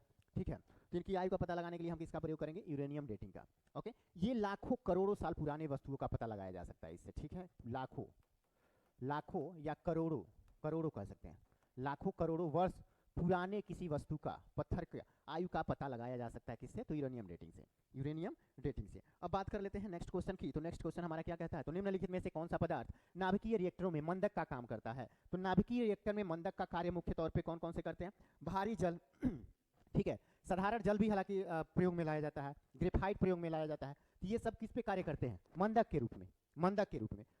ओके तो हमारा ऑप्शन क्या सही हो जाएगा? भारी जल, मंदक के रूप में भारी जल का प्रयोग होता है। वहीं कई बार पूछ लेगा नियंत्रण छड़ के रूप में किसका प्रयोग होता है? नियंत्रण छड़, तो नियंत्रण छड़ के रूप में कार्बन और बोरॉन और कैडमियम की छड़ का प्रयोग होता है। बोरॉन और कैडमियम की छड़ का प्रयोग किसमें होता है? तो नियंत्रण छड़ के रूप में, इसी में नाभिकीय रिएक्टर में नियंत्रण छड़ के रूप में कैडमियम और बोरॉन की छड़ का प्रयोग होता है। चलिए आगे का क्वेश्चन हम लोग देख लेते हैं। शक्कर के घोल में, शक्कर एक है, शक्कर का घोल, शक्कर के घोल से हम क्या बनाते हैं? चीनी और पानी को अगर एक साथ घोल दे तो क्या बन जाएगा? तो एक तरह से वो शरबत बन जाता है, शरबत है ना, शरबत। शरबत क्या हो जाए? ये एक बिलियन हो जाता है, बिलियन। शरबत क्या है? तो एक बिलियन हो गया। और शरबत दो चीज़ों से बना है, एक तो पानी से, एक पानी से और एक शक्कर से, है ना, एक पानी से एक शक्कर से बना है। तो जो पानी है ना वो क्या होगा? वो विलायक हो जाता है, विलायक। और जो शक्कर है वो विलेय हो जाता है, विलेय। विलेय मतलब घुला हुआ कोई पदार्थ, ठीक है, जो मतलब दूसरे वस्तु में घुल जाए। जैसे पानी में चीनी घुल गया, चीनी घुल गया तो चीनी क्या हो गया? विलेय हो गया, क्योंकि उसमें पानी में जाके घुल गया। और जिसमें घुला वो क्या हो गया? विलायक हो गया। ठीक है, तो ऐसे ही हमको इसको समझना है। तो इस माध्यम से हमारा सही आंसर क्या हो जाएगा? शक्कर के घोल में शक्कर एक डॉट डॉट है, क्या है? तो शक्कर घुला हुआ पदार्थ है, क्या है? घुला हुआ पदार्थ है। और नहीं तो इसे हम क्या कहेंगे? विलेय है। ठीक है, दो तरह से हम जान सकते हैं, घुला हुआ पदार्थ या विलेय। और वहीं विलायक क्या हो जाएगा? तो विलायक क्या हो जाएगा? तो पानी, पानी जो उसमें है वो क्या हो जाएगा? तो वो विलायक हो जाता है। फिर आगे का बात कर लेते हैं। तो निम्नलिखित में से कौन सा असंतृप्त कार्बन यौगिक नहीं है? तो असंतृप्त और संतृप्त समझने के लिए आपको क्या समझना होगा कि देखिए कार्बन कार्बन, कार्बन कार्बन के बीच क्या होता है? डबल बॉन्ड या ट्रिपल बॉन्ड, डबल बॉन्ड या ट्रिपल बॉन्ड जिसमें हो, इसे हम कहते हैं असंतृप्त, असंतृप्त, असंतृप्त। ठीक है, असंतृप्त कार्बन क्या होता है? असंतृप्त कार्बनिक यौगिक क्या होता है? तो जिसमें डबल बॉन्ड या ट्रिपल बॉन्ड होते हैं वो होता है। जैसे क्या हो जाएगा? तो जैसे एक होता है एल्कीन और एल्काइन, एल्कीन, एल्कीन और एल्काइन, एल्काइन, इन सब का समूह जो होता है, एल्कीन और एल्काइन का जो समूह होता है वो असंतृप्त कार्बन का होता है। लेकिन वहीं जिसके बीच जिस कार्बन यौगिक के बीच वन बॉन्ड होता है, सिंगल बॉन्ड होता है, वो क्या होते हैं? ये संतृप्त कार्बन होते हैं, संतृप्त, संतृप्त कार्बन होते हैं, संतृप्त कार्बन यौगिक होते हैं। ठीक है, जैसे कि एल्केन हो जाता है, एल्केन, एल्केन हो जाता है। तो ये सिंगल बॉन्ड के बने हुए हैं, तो ये संतृप्त कार्बन है। जो डबल बॉन्ड या ट्रिपल बॉन्ड से बने होते हैं वो असंतृप्त कार्बन होते हैं। तो हमारे क्वेश्चन के अनुसार देख लेते हैं, निम्नलिखित में से कौन सा असंतृप्त कार्बन यौगिक नहीं है? तो असंतृप्त कार्बन यौगिक नहीं है यानी कि वो संतृप्त कार्बन यौगिक है। तो कौन हो जाएगा? तो एल्केन, एल्केन समूह का कोई भी होगा तो एल्केन समूह का कौन है? तो ब्यूटेन हो जाता है। ठीक है, ब्यूटेन हो जाता है। एसिटिलीन, पेंटीन और बेंजीन ये किस समूह के हैं? तो एल्किन समूह के हैं। ये एक तरह से असंतृप्त कार्बन है। अब आगे की बात कर लेते हैं। तो आवर्त सारणी में आवर्त सारणी में क्या कह रहा है? तो आवर्त सारणी में अधातुओं का स्थान किधर होता है? आवर्त सारणी में, ठीक है, आवर्त सारणी में अधातुओं का स्थान किधर होता है? तो अक्सर आप देखिएगा इस छोर में जो होते हैं, खास करके धातु, मृदा धातु, ये सब हो जाते हैं सेंट्रल में और बाएं छोर पे। यहाँ पे क्या होता है? तो यहाँ पे धातु रहते हैं, यहाँ पे धातु होते हैं। लेकिन बीच में क्या होते हैं? बीच में खास करके इस वाले एरिया में उपधातु रहते हैं, उपधातु, है ना।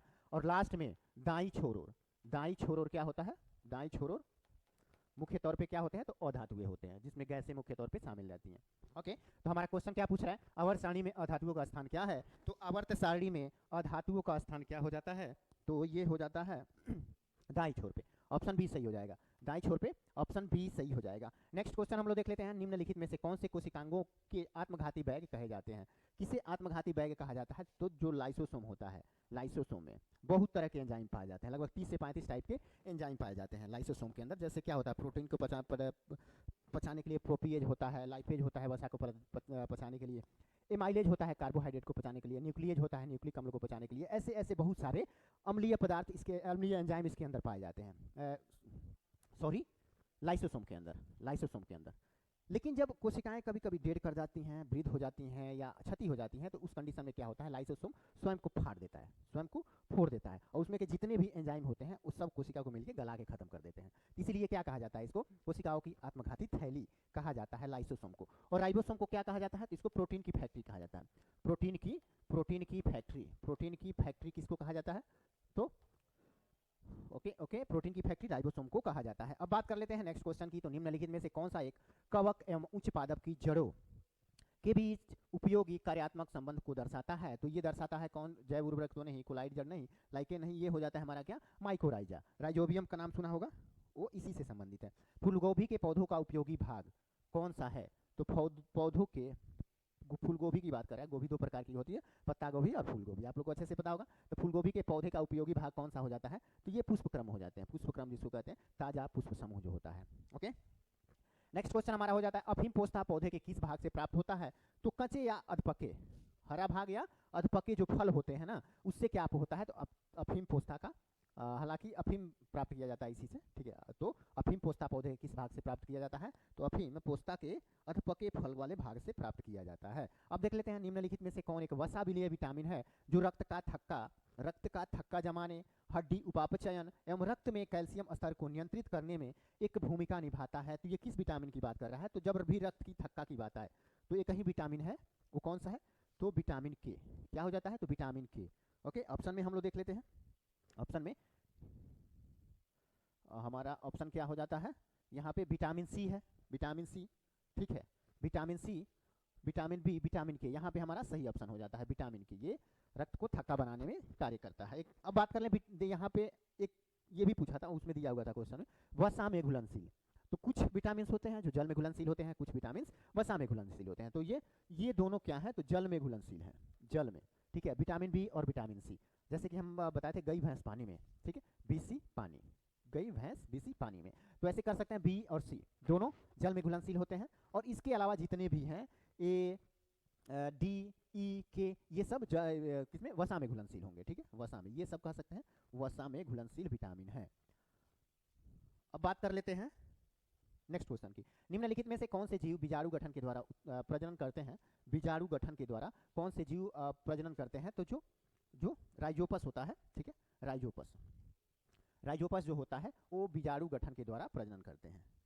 नेक्स्ट क्वेश्चन की बात कर ले, तो जब ब्रेड ऊपर उठती है और बेक होती है, जब ब्रेड ऊपर उठती है और बेक होती है तो डॉट डॉट आटे में हजारों बुलबुले बनाता है। तो क्या होता है उसमें? तो देखिए, जब आटा वगैरह सानते हैं ना, पानी लगा के गूंथते हैं, तो उसमें उसको फुलाने के लिए, जैसे ब्रेड हम बनाते हैं तो उसको फुलाने के लिए हम उसमें क्या करते हैं? खमीर का प्रयोग कर देते हैं या बेकिंग सोडा उसमें डाल देते हैं। खास तौर पे मार्केट में बेकिंग सोडा का ही प्रयोग होता है, नहीं तो खमीर भी प्रयोग में लाया जाता है। इन सबको उसमें डाल देते हैं, जो वहाँ पे जाके कार्बन डाइऑक्साइड का निर्माण करते हैं, ठीक है। कार्बन डाइऑक्साइड, बेकिंग सोडा में तो ऑलरेडी कार्बन डाइऑक्साइड रहता है, लेकिन खमीर क्या करता है? खमीर जब खमीर उसमें डालते हैं तो वो जाके वहाँ पे कार्बन डाइऑक्साइड का निर्माण करना प्रारंभ कर देता है। तो उस कंडीशन में यहाँ पे हमारा सही ऑप्शन यही हो जाएगा, क्या? Carbon dioxide. जब ब्रेड ऊपर उठती है और बेक होती है तो डॉट डॉट आटे में हजारों बुलबुले बनाते हैं, और यही बुलबुले क्या करता है? ब्रेड को फुलाने का काम करता है, तो उसमें होता है कार्बन डाइऑक्साइड। अब देख लेते हैं निम्नलिखित में से कौन भैंस की नस्ल नहीं है? तो भैंस की नस्ल कौन कौन सी हो जाती है? तो सुरती भैंस है, ये है, मुर्रा भैंस है, ये है, और नीली भैंस है, ये है। लेकिन जो मेवाती होती है, ये क्या हो जाती है? ये एक गाय है, मेवाती एक गाय का प्रकार हो जाता है। फिर नेक्स्ट क्वेश्चन हो जाता है, कंप्यूटर में किस शब्द की लंबाई किस में नापे जाते हैं? कंप्यूटर में किसी शब्द की लंबाई किस में नापे जाते हैं? तो देखिए, वो नापे जाते हैं बीट में। किसी भी शब्द की लंबाई नापना हो, जैसे आपके नाम का ही, ठीक है, मेरा नाम मनोज है, तो उसको किस में नापेंगे? उसमें बीट में नापेंगे। एक चीज़ और पूछता है, बाइट किसे कहते हैं? तो 8 बीट मिलके एक बाइट बनाते हैं, और 224 बाइट मिलके क्या बनाते हैं? तो किलो बाइट बनाते हैं, जिसको हम केबी कहते हैं। और 224 केबी मिलके क्या बनाते हैं? तो ये बनाते हैं मेगाबाइट, जिसे हम एमबी कहते हैं। ओके, 8 बीट मिलके एक बाइट का निर्माण करते हैं, और 224 बाइट मिलके एक किलो बाइट का निर्माण करते हैं, और 224 किलो बाइट मिलके एक मेगाबाइट का निर्माण करते हैं। ओके, और जो शब्द यहाँ जो क्वेश्चन पूछा हो, कंप्यूटर में किसी शब्द की लंबाई किसमें मापते हैं? तो वो मापते हैं बीट में। बीट सबसे छोटी इकाई है। अंग्रेजी भाषा के समान उच्च स्तरीय कंप्यूटर भाषा क्या है? तो ये क्या हो जाता है? कोबोल, ठीक है, common business oriental language, common business oriental language. अब आगे देख लेते हैं हम लोग नेक्स्ट क्वेश्चन, उमर और अविनाश, ठीक है, मैथमेटिक्स आ गया, मैथमेटिक्स आ गया हमारा। ओके, चलिए हम लोग देख लेते हैं अब मैथमेटिक्स। थोड़ा सा इधर जगह कर लेते हैं, ठीक है। अब क्या कह रहा है, उमर और अविनाश ने क्रमशः 10,000 और 15,000 के निवेश के साथ साझेदारी शुरू करते हैं, ठीक है। उमर क्या कह रहा है, उमर और अविनाश क्रमशः 10,000 और 15,000 के निवेश के साथ साझेदारी शुरू की, लेकिन वित्तीय समस्या के कारण क्या होता है, तो अविनाश ने 8 महीने बाद अपना निवेश वापस ले लिया। पहले 12 माह का लाभ दोनों में किस अनुपात में बांटा जाना चाहिए, ठीक है। अब देख लीजिए, एक है उमर और एक है अविनाश। उमर ने 10,000 रुपया इन्वेस्ट किया और अविनाश ने 15,000 रुपया इन्वेस्ट किया। अब उमर कितने दिन के लिए इन्वेस्ट किया था, यहाँ क्या था, वित्तीय समस्या के कारण अविनाश ने मात्र 8 महीने के लिए इन्वेस्ट किया था और उमर टोटल 12 महीने के लिए, क्योंकि एक साल 12 माह के लाभ को ही यहाँ पे बंटवारा करना है। तो अब इसको हम लोग क्या करते हैं, रेशियो में डिवाइड कर देते हैं। 3 जीरो से 3 जीरो इधर कट गया, ठीक है। अब गुणा करें तो 12 में 120 और इधर 15/120 हो गया ना। ये दोनों लगभग बराबर में ही, इनका जो प्रॉफिट होगा वो बराबर में ही बांटा जाएगा। ओके, क्योंकि इसका समय कम है लेकिन पैसा ज़्यादा इन्वेस्ट किया है, और ये पैसा ज़्यादा इन्वेस्ट किया है लेकिन पैसा कम इन्वेस्ट किया है, लेकिन इसके ये समय ज़्यादा समय तक इन्वेस्ट किया है, यानी 12 माह तक। तो ये क्या हो जाएगा, 120 से 120 कट, एक रेशियो 1 के अनुपात में वे लाभ को डिवाइड कर लेंगे, ठीक है, लाभ को बांट लेंगे। तो ऑप्शन बी सही हो जाता है, ऑप्शन बी सही हो जाता है। चलिए नेक्स्ट क्वेश्चन हम लोग देख लेते हैं। नेक्स्ट क्वेश्चन हमारा क्या हो जाता है, एक ट्रेन 40 किलोमीटर प्रति हावर की गति से चल रही है, इसकी गति हर घंटे 20 किलोमीटर प्रति हावर बढ़ जाती है, तो 470 किलोमीटर की दूरी तय करने में कितना समय लगेगा। तो ये तो जोड़ते जाइएगा तो ये आसानी से सॉल्व कर पाइएगा। जैसे क्या दिया है, पहले घंटे 40 किलोमीटर, दूसरे घंटे 60 किलोमीटर, तीसरे घंटे 80 किलोमीटर, चौथे घंटे क्या हो जाएगा, तो 100 किलोमीटर प्रति हावर चलेगा, और पाँचवें घंटे 120 किलोमीटर प्रति हावर चलेगा। 5 घंटे का पहले जोड़ लेते हैं, ये दोनों मिलके क्या हो गए, 100 हो गए, और ये ऑलरेडी 100 है, और ये तीनों मिलके 300 हो जाते हैं, क्योंकि 120 और 80 200 और ये 300, 3 1 400, टोटल 400 किलोमीटर दूरी तय कर चुका है। कितने समय, 5 घंटे में। अब टोटल कितना तय करना है, तो कहाँ गया, यहाँ पे 470 किलोमीटर टोटल दूरी तय करना है। अब इसके पास मात्र बचा है 70 किलोमीटर दूरी तय करने के लिए, लेकिन स्पीड क्या होगी, तो पहले 120 थी और हर घंटा 20 किलोमीटर बढ़ाना है, तो अब क्या हो जाएगी 140 kmph हो जाएगा, किलोमीटर प्रति हावर हो जाएगा। देखो 140 किलोमीटर प्रति हावर 1 घंटे में 140 किलोमीटर तय कर देगा, तो 70 किलोमीटर तय करने में कितना लगेगा, हाफ लगेगा ना, हाफ ही लगेगा, ठीक है। 140 का हाफ 70 होता है, यानी 5 घंटा पहले हुआ था और 30 मिनट अब हो गया, तो टोटल कितने समय में 470 किलोमीटर की दूरी तय कर ले रहा है, तो 5 घंटा 30 मिनट में। हमारा सही ऑप्शन क्या हो जाएगा, सी हो जाएगा, हमारा सही ऑप्शन सी हो जाता है। अब आगे के क्वेश्चन की बात कर लें तो मोहन अपने कुल मासिक वेतन में से 20% घर के किराए पर व्यय करता है, और शेष वेतन, चलो टोटल मान लेते हैं उसका वेतन जो है मोहन का वो 100% है, 100 है, ठीक है। इसका 20% किराया पर 20%, बचा कितना 80% बचा, तो शेष वही बचा 80। शेष वेतन का 50% अपने घरेलू खर्च पे। अब इसका 50% किस पे, घरेलू खर्च पे 80 का 50% कितना हो जाएगा, 40 हो जाएगा, ठीक है। 40% ये और 20% ये, पहला इक्वेशन ये हो गया, दूसरा ये हो गया। 60% तो खर्च कर दिया। अब क्या बोल रहा है, यदि वह 10,600 की बचत करता है, यानी कि 40% उसके पास बचे हुए हैं, जो कितने के बराबर हैं, 10,600 के बराबर, तो उसकी कुल मासिक वेतन क्या है, तो वही है। यदि 40% बराबर कितना हो जाएगा, 10,600, 40% बराबर 10,600 होगा, तो 100% कितना होना चाहिए, यानी कि उसका कुल पूछ रहा है ना, 100% पूछ रहा है, तो कुल कितना होना चाहिए, तो ऐसे डिवाइड कर देंगे। 4 से ये 0 कट गया, और 4 दूनी 8 और 4 चौको 16, ठीक है। 4 चौको 4 दूनी 8 हो गया, 26 4 बट 1 मिनट, 4 छके 24, ठीक है, 4 छके 24, फिर 4 पचे 20, 00, 26,500 आ रहा है, ठीक है, 26,500। आप कट करके इसे देख सकते हैं।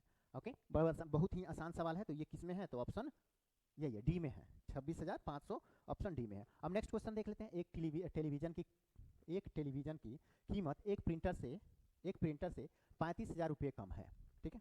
एक टेलीविज़न है और एक प्रिंटर है। यहाँ क्या कह रहा है कि एक टेलीविज़न की कीमत एक प्रिंटर से 35,000 रुपया कम है। अगर टेलीविज़न का कीमत x है तो प्रिंटर का कीमत 2x हो जाएगा। ये अगर सही से क्वेश्चन को पढ़िएगा ध्यान से, तो क्या होगा, आपको ऑटोमेटिक क्वेश्चन समझ में आ जाएगा, पेन उठाने की भी जरूरत नहीं पड़ेगी, ठीक है। तो यहाँ पे हम चूँकि यहाँ पे हम बना के दिखा रहे हैं, एक टेलीविज़न की कीमत एक प्रिंटर से 35,000 कम है यदि प्रिंटर की लागत टेलीविज़न की लागत की 2 गुनी है। क्या कह रहा है? प्रिंटर की लागत टेलीविज़न की लागत की 2 गुनी है, 2 गुनी है, तो टेलीविज़न की लागत क्या है? तो 2 गुनी तो हम पहले लिख लिए। प्रिंटर का यदि यहाँ पे 2x है तो टेलीविज़न का x होगा।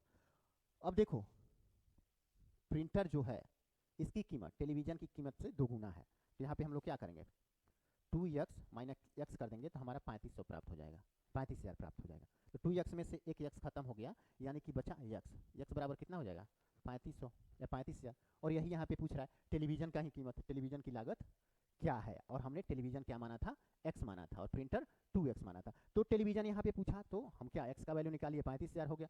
अगर वहीं पे क्या पूछता, प्रिंटर पूछता, तो हम लोग क्या करते, x से 2 में गुणा कर देते, यानी कि 70,000 निकल जाता। तो हमारा ऑप्शन सही क्या हो जाएगा, ऑप्शन डी सही हो जाएगा।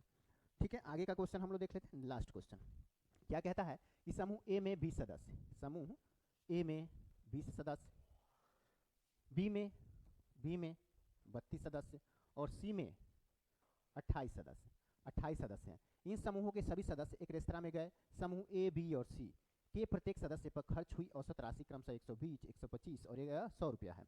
प्रत्येक सदस्य पर खर्च हुई कुल औसत राशि ज्ञात करना है। ठीक है, तो अब यहाँ पे ए वाले जो सदस्य हैं तो प्रत्येक 120 रुपया खर्च कर रहे हैं, तो 120 गुणे कर दे रहे हैं। बी वाले कितना खर्च कर रहे हैं, तो बी वाले 125 कर रहे हैं, तो 125 गुणे कर देंगे इसमें। और सी वाले कितने, तो 100। अब सबको गुणा करके जोड़ लेते हैं। 12 दूनी 2400, एक का हो गया, इसका 125 दूनी 250, 375 और 400, यानी कि 4000 इसका हो गया और 2800 इसका हो गया, 2800। अब इन सबको जोड़ देते हैं हम लोग, तो 0029 यानी कि 9200 आ जा रहा है। ठीक है, 9200। और सदस्यों की संख्या टोटल कितनी है, तो टोटल जोड़ लीजिएगा तो 32 8 60 20 80 हो गया, 80। अब हम लोग इसको कट कर देते हैं तो हमारा कितना आ जाएगा, 8 से 8 और 8 एकम में 8 8 पचे 40, 115 आ जाएगा। सबका औसत संयुक्त रूप से कितना आ रहा है, 115 आ रहा है, और ऑप्शन ए में 115 दिया हुआ है। ठीक है, तो हमारा ऑप्शन ए सही हो जाता है, ऑप्शन ए सही हो जाता है। इस तरह से आज का डिस्कशन आप लोग का समाप्त होता है। मिलेंगे नेक्स्ट क्लास में किसी नए टॉपिक के साथ, तब तक के लिए सभी को tata bye bye, thanks for watching.